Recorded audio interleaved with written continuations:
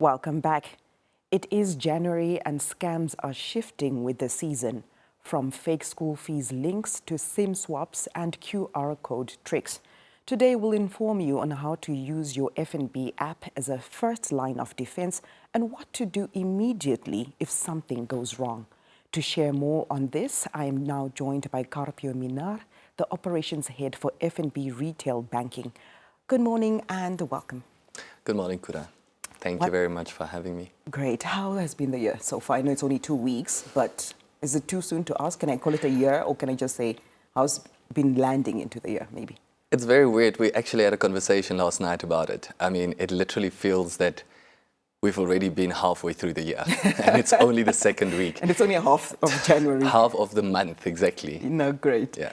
Talking about the beginning of the month, unfortunately, this is the time peak period, peak season for scams and so forth. Now, if someone loses their card, how quickly can they block it using the FNB app? Almost immediately. So we've designed mitigating factors or mitigating solutions on our digital platforms. And specifically on the app, you can literally log in, and so you have two options to block your card. The first one is ultimately to cancel, which temporarily blocks the card in the event that you think that you've lost it, that you've misplaced it or something. But if you are not certain about that, you can literally block it, and it is literally cancelled completely, and you need to then order for a replacement card. But it's very simple, very user-friendly. You go on the app, go to settings, and under settings, devices, and then under devices, under cards, okay. you literally choose the option.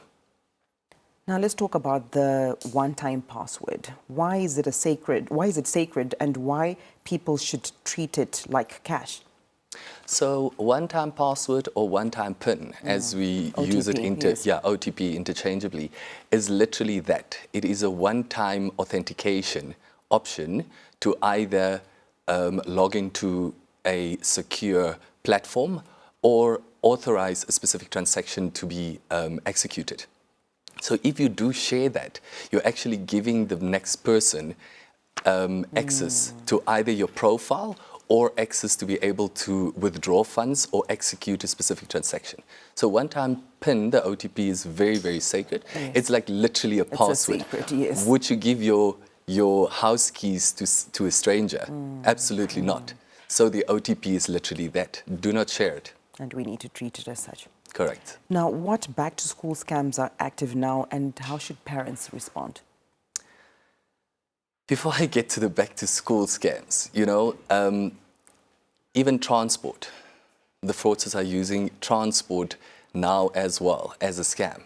Like a lot of parents doesn't necessarily have vehicles to take their kids to school, or they are either busy and need to make alternative arrangements. So scammers are using that opportunity in order to scam parents, like offering transport, yes, but it's actually fake.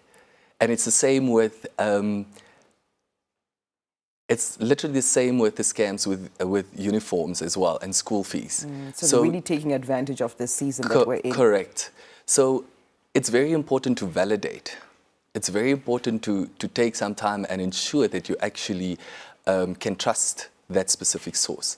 And then try and refrain from sending funds to somebody that you do not know. Yes. Or sending funds in advance without meeting the person or seeing the goods or the services that you want to make use of.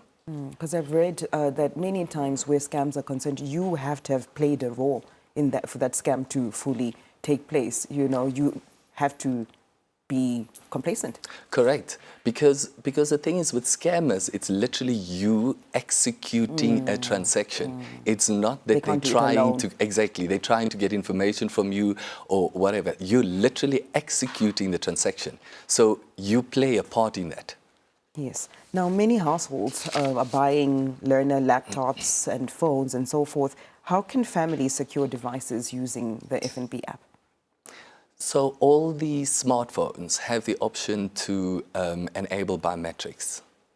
It is important and it's a safety mechanism to enable biometrics because in the event that you share your PIN, or in the event that somebody can see that you're entering your PIN to your password to your phone, that is already a risk. So if you have biometrics enabled, nobody can copy your face. That's the first. And please try and refrain from using the same PIN or password, logging into your device and logging into apps. Because many times, that's a very valid point, because many times people do it because it's easy, right? You're like, how should I remember all these passwords? But you're really putting yourself at risk. You are putting yourself at risk because, yes, you are trying to make it easy for yourself, but at the same time, you're making it easy for a fraudster. If somebody gets access to your PIN, they have access to your life if everything has got the same password. Now, we're seeing more as the world advances technologically and so forth. We're seeing more remote access scams. What would you say is the safety rule of thumb when it comes to remote scams? First of all, the bank will never ask you to log onto a system where you need to enter a password while they are either logged on remotely or they have access to your screen. And then secondly, the bank will also never ask you to click show password or view password while you're entering it for them to verify your password. Obviously, because we are trying to make our customers aware and everybody aware of the fact that sharing your password is putting yourself at risk. So imagine, why would the bank then ask you to actually give your password? So do not allow anybody to tell you that they need to log on remotely. The bank will never ask you to download any remote access software to assist you. And then if you do get pressured around that, you can drop the phone. It's not being rude. It's trying to protect yourself. Yes, rather safe than sorry. Correct. And then ultimately it is important to contact the bank, your bank, in order to ensure that it is indeed a bank official that contacted you for specific information, or make sure that you contact the bank again in order to confirm that you want to speak to somebody that can assist you with a specific transaction. Now, speaking about QR codes, this is something that we're seeing very common. You see QR codes everywhere. Why should viewers know about the QR code, particularly phishing scams and delivery fine payment links? Can you tell us what that is, actually? You know, as we are living in a world where technology and all of these things are trying to make life easier, but at the same time, it is also causing a lot of risks. QR code is that little icon that looks like scrambled images. Yes. Behind that QR code are specific configurations, either sharing information or allowing you to make specific payments. The moment that you scan a QR code, you can validate the website or the specific form ID in order to ensure that it is a legitimate QR code. Because what scammers do is they paste or they replace their original QR code with a copy with their specific configuration information. So the moment that you execute that, the scammers do get the information, or you make a payment to a wrong account. Yes. And that is the problem with QR codes. Now, as we quickly wrap up, say somebody has already clicked on a link and they realize, oh my dear, oh my goodness, I've done something wrong. How do they immediately rectify it? Please contact the FNB Contact Center immediately. The FNB Contact Center, so we have the 061 299 2222 number, which you can contact anytime during the day. Then we have the after-hours cell phone number as well. And then you can also call the fraud desk, 299 2999. So it is important to contact the bank immediately in order to inform the bank, so that the bank can either delink your profile or change your passwords, and also ensure that your card or anything on your profile is blocked temporarily for your safety.